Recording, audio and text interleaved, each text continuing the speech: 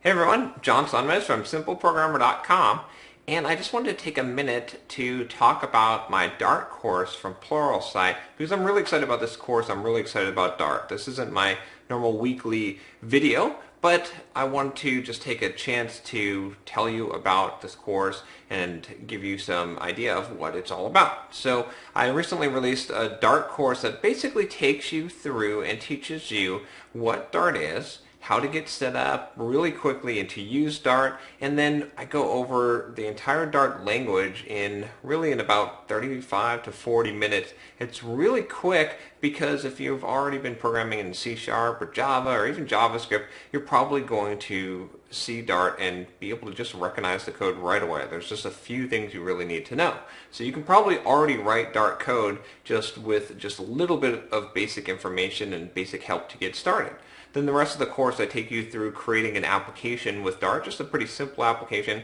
but I show you how you can do the things that you can do currently in JavaScript using jQuery and a lot of the different JavaScript libraries, but you can do that with the libraries that come bundled with Dart very easily. So Dart really helps you to be able to build an application without having to go out and get a bunch of different frameworks, and then also it has its own IDE, and I take you through basically building an application with that IDE, and then how to actually do some interesting things using one Dart library called Web UI, where you can actually bind things and use templates like you might be used to in a JavaScript application today. And then finally, in the last module, I take you through some more of the advanced features, show you some pretty neat things in Dart like mix-ins, which basically allow you to get a lot of the benefits of inheritance without the drawbacks, and then isolates, which help you to do concurrency in Dart that doesn't require threading, and it's really an interesting way of doing concurrency where you don't actually ever share memory, you just pass messages.